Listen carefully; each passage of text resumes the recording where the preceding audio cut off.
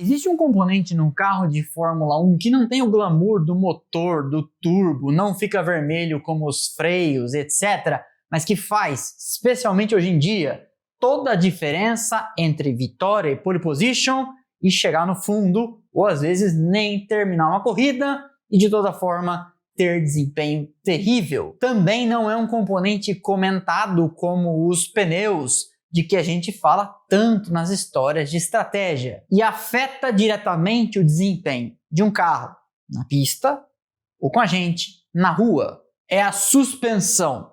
Nós aqui no Splash and Go já fizemos vários vídeos técnicos, motor, aerodinâmica, turbo, freios, pneus, e a gente não tinha falado ainda da suspensão. E o pessoal inclusive fazia brincadeira aqui falando que o ADM estava construindo um carro de dentro para fora. Pois é, verdade ou não, da suspensão a gente ainda não tinha falado. E hoje nós vamos falar dela: molas, amortecedores e em algum momento na história, atuadores hidráulicos com a suspensão ativa, barra de rolagem, ajustes, estabilidade da bendita da plataforma. Que é isso? É dela, da suspensão, que nós vamos falar hoje no Splash and Go. Vamos lá! Os carros de Fórmula 1, a gente sabe, são levados ao limite em retas, em curvas, e frequentemente a gente ouve falar muito do motor, vê os freios em rubro no final das grandes retas, pneus voando pelos ares, o turbo que é trocado, e etc. Mas um dos aspectos mais críticos num carro, qualquer carro, de corrida e de rua, é a forma com que ele se conecta ao asfalto. E ele pisa no chão. Com os pneus a gente sabe, mas quem é responsável por garantir o contato permanente da borracha com a superfície é a suspensão. É ela que absorve os impactos do solo e garante segurança e conforto no carro de rua. É ela que faz as mesmas coisas e no carro de competição garante desempenho e também segurança. Você tem suspensão no seu carro, eu no meu, os pilotos nos deles. E cada suspensão, a depender do carro de rua ou de competição e para o que ele é feito, uma suspensão de um carro de Fórmula 1 é diferente da suspensão de um carro de rally, tem propósitos muito específicos, tem elementos em comum entre todas e também suas particularidades. Mas todas elas, ainda que muito diferentes, têm um propósito específico e básico primordial, que é, como eu comentei, garantir o contato dos pneus com a superfície onde o carro estiver andando. Para a galera do rally, terrão, areia e etc. Para a galera das pistas, do asfalto, a mesma coisa. Na Fórmula 1, de 1950 até 1968, quando surgiu mais fortemente, adivinha quem? A aerodinâmica, é claro. A suspensão tinha um objetivo bem similar ao do carro de rua: absorver os impactos e entregar para o piloto a melhor dirigibilidade possível. E você vai notar que ao longo dessa trajetória, o propósito da suspensão vai sim mudar. E antes que alguém comente, sim, é claro que de 1950 a 68 tinha aerodinâmica, tudo está sujeito a ela, até uma lesma. Como não havia refinamento aerodinâmico, como os carros não eram pensados primordialmente levando ela em conta, a concepção e o comportamento da suspensão não levava. Até 68, 67, 69, a depender da equipe, muito desta interação do carro com o meio atmosférico em consideração. Mas a gente chega lá. A suspensão do nosso carro é composta por molas, amortecedores, as bandejas, mangas de eixo, os braços que conectam todo o sistema. Também tem bucha, pivô e etc. Mas enfim, nós não vamos falar disso. O carro, qualquer carro, rua, pista, terrão, fica sentado em cima dos quatro cantos. Dianteira esquerda, dianteira direita, para vocês ao contrário. Dianteira esquerda, dianteira direita, traseiro esquerdo, traseiro direito. Invertendo aí para vocês também. Vamos usar as palavras do professor Roberto Manzini, da escola de pilotagem que eu estou fazendo. Carro pesa toneladas, tem 4 cantos, cada roda submetida a mais ou menos 250 quilos em cada canto do carro. Certo? Certo. Parado. Começou a andar, as forças começam a andar também. Em cada canto do carro, molas e amortecedores. A mola absorve o impacto da superfície e o amortecedor, o nome diz, amortece a dinâmica de movimento da mola, Senão, a suspensão ficaria fazendo ao longo de muito mais tempo. E é básico, você já deve ter visto isso nas ruas e estradas do nosso Brasil. Quando um carro tem problema no amortecedor, porque está velho, porque já estourou de vez, etc., o comportamento é este aqui. A mola fica loucamente reagindo e não tem nada para pará-la. Porque o amortecedor auditório, o que ele faz? Ele amortece. Ele se contrapõe à mola e mata esse movimento. Por isso que esses vídeos sempre viralizam e viram meme. Visivelmente, num caso desses, o contato dos pneus com a superfície não é o ideal. Você pode reparar que o pneu está bastante deste tempo no ar, voando, e não agarrado no asfalto. Os fins para os quais esse carro é projetado para levar os passageiros com segurança e conforto não serão atingidos em sua plenitude. Imagine precisar ir no freio com tudo porque atravessou uma criança correndo atrás de uma bola, etc. Aqueles exemplos da escola de trânsito, com um pneu tendo esse contato menos do que ótimo com o asfalto. Pois é. O carro de corrida, e especialmente aqui neste canal, o carro de Fórmula 1, tem a suspensão com os elementos básicos mais ou menos iguais. Só que ela fica dividida em 3 partes. A chamada inboard, ou interna, fica dentro da carenagem e você não vê. É lá que estão os amortecedores e as molas. Existe a parte outboard, que fica fora da carenagem, escondida dentro do cubo da roda. E existe a parte chamada de aerodinamicamente exposta, os braços da suspensão, que no começo lá atrás eram bem simplesinhos, tubulação, e com o tempo foram ficando cada vez mais resistentes e passaram a ter função aerodinâmica. Ah, não é possível? Até a suspensão? Calma que nem começou. Essas partes expostas têm esse nome porque estão em contato com o ar que passa pelo carro. Eu não preciso explicar porque que elas são então aerodinâmicas. No começo da Fórmula 1, anos 50, 60, 70 e também 80, os braços da suspensão, como eu comentei, eram simplesinhos e tinham basicamente a função de conectar então as partes do sistema. Mas aí, os engenheiros foram percebendo as oportunidades de desenhar a suspensão em formato de asa e ajudar a direcionar o fluxo de ar ao longo do carro, também utilizando aquelas peças que já estavam ali mesmo. Por que não? A gente falou disso, inclusive, quando fizemos aquele walk around no modelo da Aston Martin lá na sede da XP. Vou pedir para o editor colocar um trechinho aqui para vocês em que eu falo exatamente dos braços de suspensão e a sua função no trato aerodinâmico. Além disso, você lembrar dos carros dos anos 90, dos anos 80, o braço da suspensão era fininho e com o tempo foi sendo desenvolvida uma intenção aerodinâmica também nos braços da suspensão. Então você pode ver que eles são hoje em dia laminados, eles têm essa função de também ajudar a ordenar esse ar que passa para cá, para o começo do bocal dos túneis de Venturi, de quem a gente já vai falar na sequência, e das entradas de side pod e a beirada aqui do assoalho. Você inclusive vai observar que eles têm usado um plano inclusive ordenando o fluxo de ar para baixo, então tem um flechamento como nas pás dos aviões aqui no braço da suspensão. Tem uma outra coisa que é diferente num carro de Fórmula 1,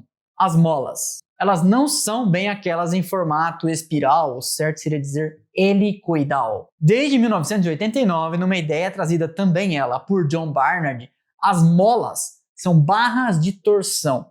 Eu lembro de um exemplo, por exemplo, como na academia, não existe um negócio para fazer exercício com essa parte aqui do corpo que você vai torcendo? Então, imagine um cilindro que dentro tem uma mola que dá resistência. Para um lado torce para cá, para o outro para cá, e você faz assim e faz força. Então, a barra de torção resiste à torção. É claro, né? O nome diria. E elas são bem menores e têm bem menos massa e, portanto, atrapalham bem menos o centro de gravidade do que molas propriamente ditas. E aí Barnard teve uma ideia. Isso ajudaria a fazer um sistema todo ele menor e mais leve, e foi isso que ele instalou na Ferrari de 89, que viraria moda na Fórmula 1 e todo mundo passaria a adotar. Assim sendo, não são molas, mas são, para todos os efeitos, molas. Explicado o básico do básico, vamos agora ao básico. A dinâmica. O carro, ele todo, reage às forças a que é submetido. Se você vira para a direita, minha direita e esquerda de vocês, ele rola para a esquerda, porque uma lei da física agindo aqui, tem a tendência a continuar indo reto. Então, se você vira para a direita, ele fala, mas eu queria ir para cá. Então, tem isso. Mesma coisa para o outro lado. E se você freia, há a chamada transferência de peso. Seu carro na rua faz a mesma coisa. Afunda o nariz quando você freia muito em cima no sinal vermelho, não é verdade? Na frenagem vai tudo para frente, na aceleração o carro dá uma sentada, especialmente um carro com 1.100 cavalos como o de Fórmula 1. Virou para cá, rolou para cá, virou para lá, rolou para cá. Imagina aquele brinquedo de criança, o João Bobo, sabe? Pois é, mesma coisa. Sem considerar os efeitos da aerodinâmica por enquanto, você há de convir comigo que isso já afeta a dirigibilidade. Virou para a esquerda, minha esquerda, o carro apoia mais nos pneus da direita. Se você frear nessa hora, esses aqui têm uma tendência maior a travar. Por quê? Porque já estão com a carga, já estamos com o carro apoiado em cima deles. Então, aqueles 250 quilos num carro hipotético de 1 tonelada já não estão tão bem distribuídos. Tem mais de um lado do que do outro. Mesma coisa numa frenagem. Dos 250 em cada roda, é óbvio que os da frente terão mais do que o normal se o carro tivesse paradinho em repouso. Isso faz com que as rodas de trás fiquem, por um momento, leves. Por quê? Porque houve a transferência de peso enquanto o carro está submetido à frenagem. Estou colocando aspas porque elas não perdem o peso que tem, mas enquanto o carro está submetido à desaceleração, sim, elas perdem esta força, porque ela foi toda para frente, certo? Pois é, nessa hora existe uma propensão a que as de trás travem. Por quê? Justamente porque a força que apertava elas contra o asfalto deu de repente uma mudada de lugar e foi para frente. Num carro de corrida, você quer que essa transferência de peso, essa força que vai toda para frente, seja muito bem administrada. Justamente porque é num momento desse que você perde e ganha tempo, que você pode estar tentando fazer uma ultrapassagem. Você quer que essa dinâmica para frente ou para os lados em curvas seja controlada. Porque tudo que um piloto gosta é de um carro previsível, que ele possa antecipar as reações. O piloto não dirige reagindo ao que está acontecendo. O piloto está no meio de uma frenagem pensando na tangência e na tangência já pensando na saída. Seria como um tabuleiro de xadrez em que o jogador já está 3, 4 movimentos na sua frente. E o oposto disso é o chamado carro imprevisível, que deixa o piloto rendido, sem saber como a máquina vai se comportar numa curva, numa frenagem e etc. Por quê? Porque nessa situação a tendência é, mesmo que milimetricamente, levantar um pé um pouco antes, frear um pouco mais cedo, não carregar tanta velocidade.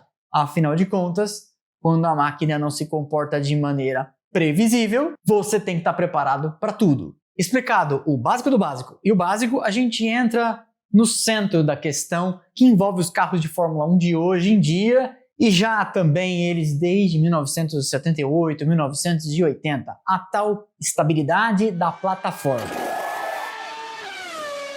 Colocando a aerodinâmica na mesa como mais um elemento nesse quebra-cabeça, a gente deixa de pensar puramente na dinâmica do veículo, isolada com a chamada aderência mecânica. Rodapé aqui, o que seria aderência mecânica? Aderência mecânica é aquela que vem puramente do contato do pneu com o asfalto, auxiliado então pelo trato dessa movimentação toda que a suspensão dá. Nenhuma aerodinâmica envolvida. Grosso modo, um kart ou um minibug. Zero aerodinâmica. Tanto o kart como o minibug não tem nenhum pensamento aerodinâmico. Nosso carro de rua tem, não para desempenho, e sim para economia de combustível. Só que o kart, é claro, você exclui aqui esse raciocínio, não tem suspensão. Mas como temos a aerodinâmica agora pensada, especialmente a aerodinâmica por baixo, o tão importante assoalho, a gente tem que entender que a melhor aerodinâmica sonhada e praticamente impossível de atingir seria a de uma estabilidade da plataforma, que o fundo do carro estivesse sempre, em qualquer momento, curva, reta ou frenagem, numa altura ideal e que não mudasse em relação ao asfalto. Porque aí você conseguiria o máximo de downforce possível em todos os momentos. Só que isso é um sonho distante, praticamente impossível, porque um carro de Fórmula 1 passa em cima da zebra, freia e afunda o nariz, faz uma curva para a esquerda, uma curva para a direita, rola e etc. Então o assoalho, quando eu viro para a direita, tem um lado que fica mais perto do chão. Quando eu viro para a esquerda, esse aqui, quando freia, toda a carga vai para frente e etc. E a traseira, portanto, fica alta. E aí o que fazer? Tentar resolver esse problema com o melhor acerto de suspensão possível. Porque quando a plataforma se movimenta, muda também o chamado centro de balanço aerodinâmico. Muda o tempo todo porque ele está submetido a todos esses movimentos. E isso tem que estar na cabeça do piloto para ele saber o que esperar. O carro, como eu comentei, tem que ser previsível. E aí quando ele mete o pé no freio e a frente se aproxima do chão, o balanço aerodinâmico vai para frente. Quando ele vira para a direita e o carro rola para a esquerda, vai para o lado de fora. Para você entender do que eu estou falando, e até hoje o melhor exemplo que eu consegui bolar seria o do guarda-chuva.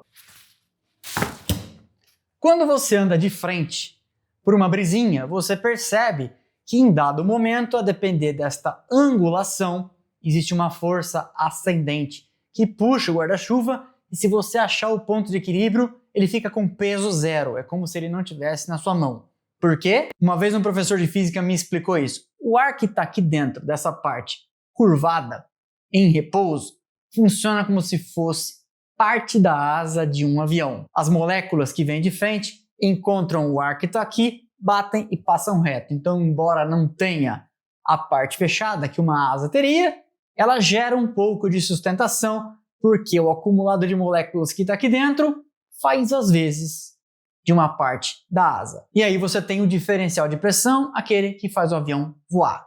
Pois bem, o carro de Fórmula 1 é a mesma coisa, só que ao contrário. O que significa que em frenagens, em acelerações, virando para a esquerda e virando para a direita, este centro, esse momento em que você tem a força empurrada para baixo, distribuída de forma igual pelo carro, vai se movimentando. Pense numa curva de altíssima velocidade como a Copse em Silverstone, depois da antiga reta dos boxes que hoje os pilotos fazem com o pé praticamente cravado na classificação. É uma curva de alta para a direita, na visão do piloto, em que o carro, fazendo a 320 km por hora, tem toda aquela força empurrando sua massa para fora. E aí este lado quase encosta no asfalto. E quando quase encosta no asfalto, esse aqui fica mais alto, porque o carro rolou nessa direção. Não precisa ser em Silverstone, embora essa tenha vários exemplos. Pode ser em Austin, naquele primeiro trecho, com várias curvas em sequência,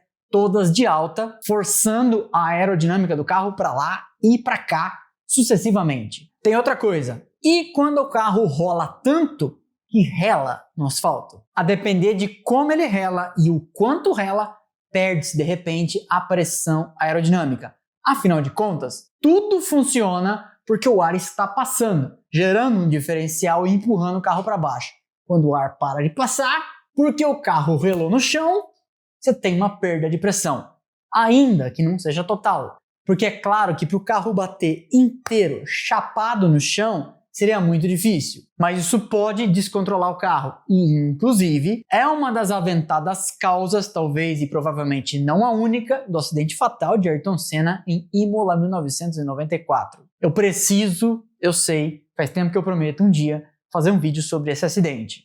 E se o assoalho bater no asfalto e você perder a pressão aerodinâmica, para fins de exercício mental, vamos pensar que batesse 100% e não passasse nenhum ar e ele perdesse então toda a pressão. De repente o piloto estaria numa curva de alta, numa velocidade muito acima daquela que a aderência puramente mecânica dos pneus com a superfície aguentaria manter o carro. Essa velocidade já teria sido ultrapassada há muito tempo. Vou te dar um exemplo que eu li na biografia de Jenson Button e que explica muito a transição do piloto que vem do kart, que não tem aerodinâmica, e passa a andar nos primeiros Fórmula. Quando de kart você vem muito rápido numa curva e não tem certeza se o carro vai fazer, a tendência natural é levantar o pé do acelerador para ver se você encontra a velocidade ideal de contorno. O carro de Fórmula nem sempre é assim, porque às vezes você precisa, na verdade, pisar no acelerador para que ele pregue e aí você tenha a aderência esperada. Tirar o pé pode ser a última coisa que você deve fazer. Mas no começo deve dar um nó na cabeça, certo? Por isso que você sempre vai ouvir falar na tal da estabilidade da plataforma. E nos últimos 15 anos, as equipes de Fórmula 1 passaram a ter um departamento, como se fosse uma matéria no colégio ou na faculdade, chamado dinâmica do veículo. E ele, cada vez mais, especialmente nesses carros do efeito solo, tem que conversar com outro departamento, o de aerodinâmica. Porque a dinâmica de veículo cuida justamente de entregar a tal da plataforma estável para o pessoal que faz o assoalho e as asas poder ajudar a pregar o carro no chão. Isso ficou gritante em 2022. Lembra dos carros quicando? Pois é, ali houve um evidente descasamento entre dinâmica do veículo e aerodinâmica. Todas as equipes, em alguma medida, sofreram com o chamado porpoising ou bouncing, as quicadas, com a traseira dos carros praticamente incontrolável, com eles quicando sucessivamente por um fenômeno disparado por tanta pressão aerodinâmica. Eu expliquei isso num vídeo que fiz em 2022 com um secador de cabelo e uma colher.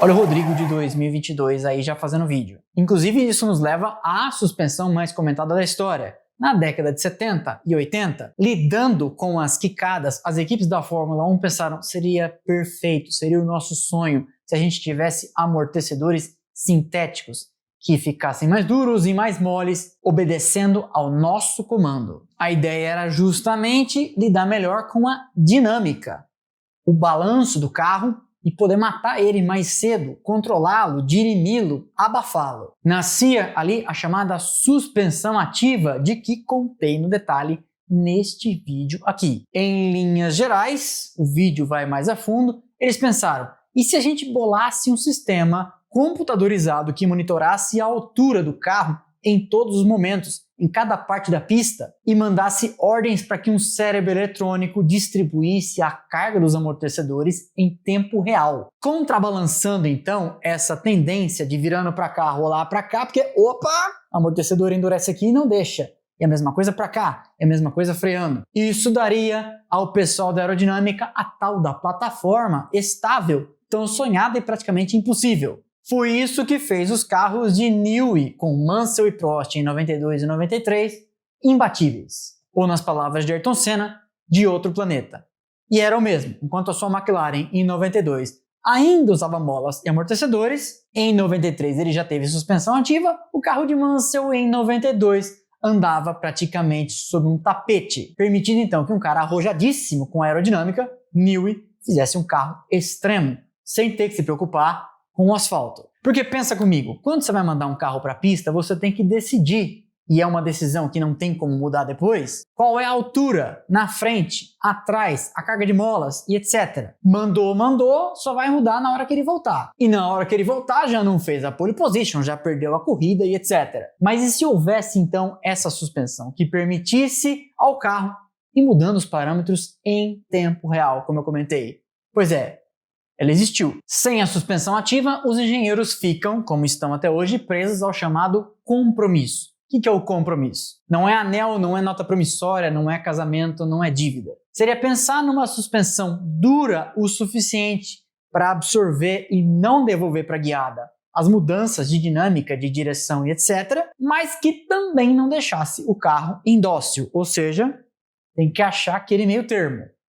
Isso é o compromisso. Também há o compromisso aerodinâmico, a gente fala disso em outra oportunidade. O carro mole demais, perde em algumas coisas e ganha em outras. O carro duro demais, a mesma coisa, em sentido contrário em outros momentos. E isso também vai mudar de pista para pista e também de piloto para piloto, de acordo com suas preferências. E é aí que entram os engenheiros e o feedback do piloto. Outro santo milagreiro foi o DAS. DAS, que já apareceu na nossa série Engenhocas, era o Dual Axis Steering, a direção de eixo duplo, que permitia ao piloto manejar empurrando a direção para frente e para trás nas Mercedes de 2020, Bottas e Hamilton, a convergência e a divergência das rodas da frente. Como assim? Roda da frente divergindo e convergindo? Sim, décimos de milímetro, mas sim. As rodas de um carro de Fórmula 1 na frente não são perfeitamente paralelas. Porque é interessante que elas estejam ligeiramente abertas em pistas com muitas mudanças de direção, circuitos de rua e etc. E que elas estejam também minimamente convergindo em pistas com muitas retas. E o DAS permitia justamente que essas mudanças acontecessem na pista, mais uma vez dando um olé no tal do compromisso.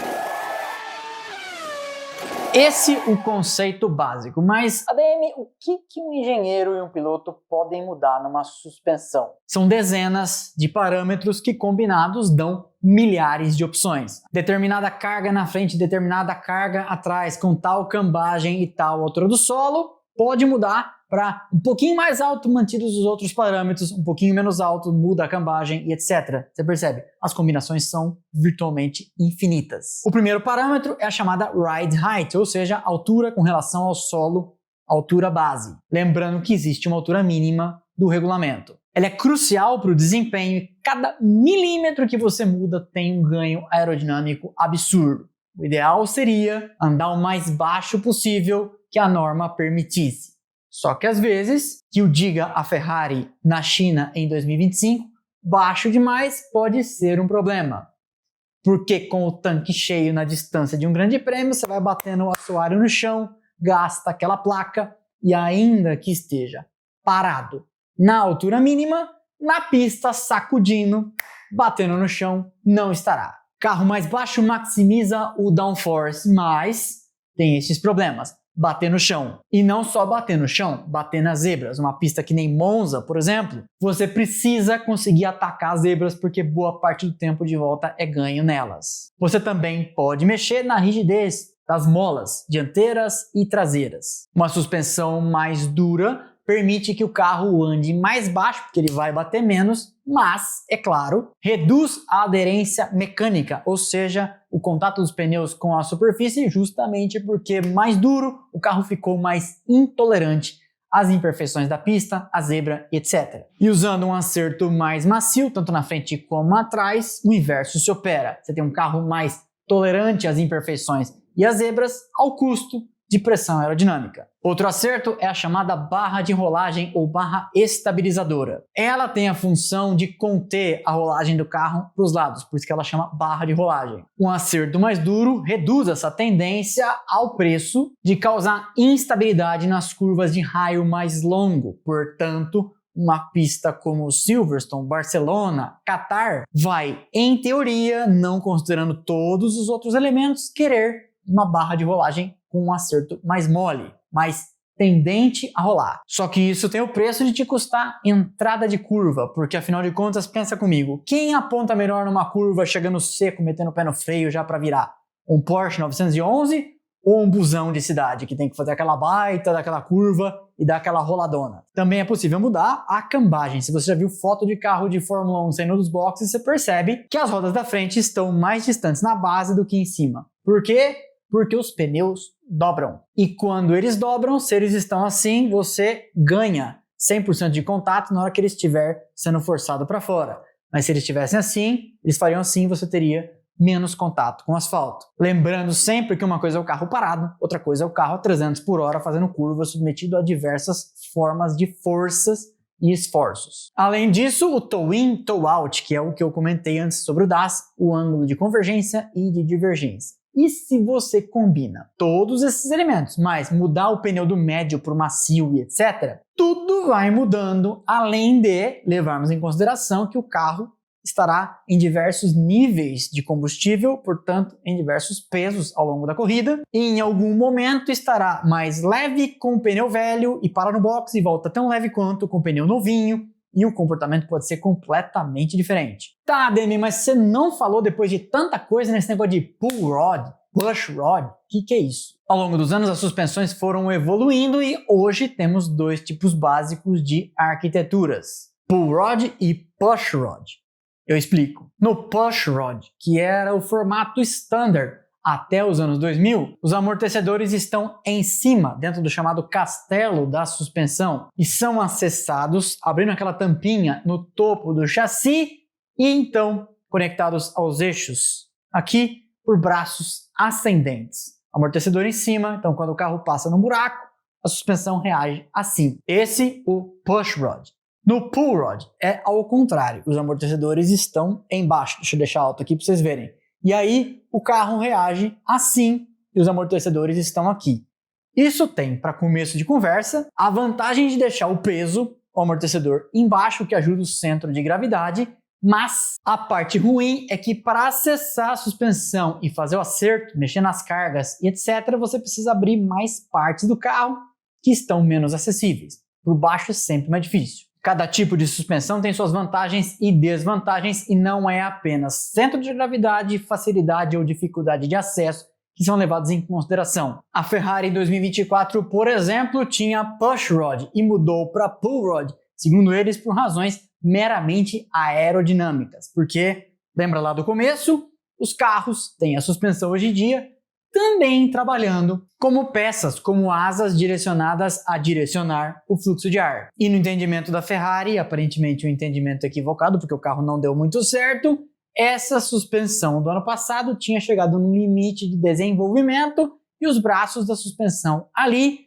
atrapalhariam, isso é o que eles dizem, as entradas dos túneis de Venturi. Então eles preferiram redesenhar a arquitetura. A Haas, cliente da Ferrari em muitas coisas, preferiu continuar com o desenho do ano passado. E talvez a cliente tenha mais razão do que a fornecedora. Hoje em dia, e com as tais barras de torção, o desenho das suspensões ficou diferentão do que a gente via nos anos 80 e 90, em que a gente tinha as molas por cima do tal castelo, recebendo pelo push rod a movimentação e fazendo uma espécie de dobradiça em que a mola se comprimia. Depois vieram as barras de torção e hoje a mesma barra de torção fica no meio do sistema interconectada, agindo para receber os choques, as forças, de forma integrada e agora com a barra deitada. A nova geração de carros de Fórmula 1 que vem para a pista em 2026 terá um peso mínimo 30 quilos menor. E é óbvio que as equipes, então, vão mirar em qualquer oportunidade para deixar o carro mais leve. E isso vai certamente passar também pela suspensão,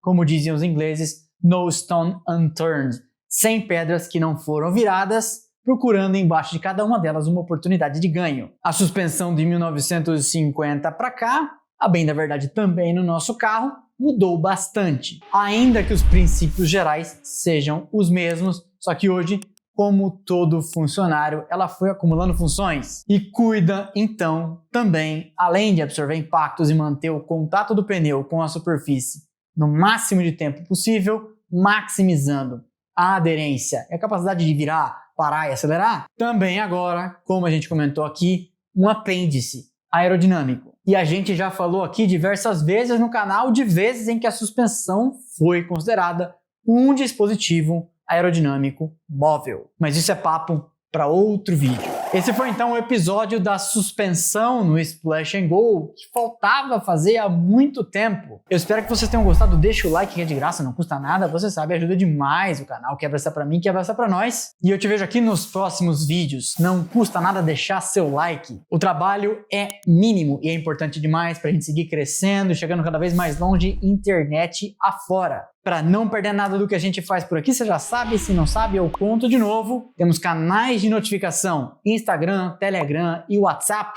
Link lá embaixo na descrição, rapidinho no seu telefone, cada um dos conteúdos que a gente faz por aqui. Por fim, você pode e deve acessar nossas redes sociais, Instagram, Twitter, Threads e TikTok, passando aqui os arrobas, o link também lá embaixo na descrição. Eu vejo vocês aqui nos próximos vídeos, recomendo que você veja aqueles outros que eu comentei, vídeos técnicos, motor, aerodinâmica, turbo, pneus, freios, que se complementam a esse vídeo de hoje. Fechado? Então é isso. Valeu e aquele abraço.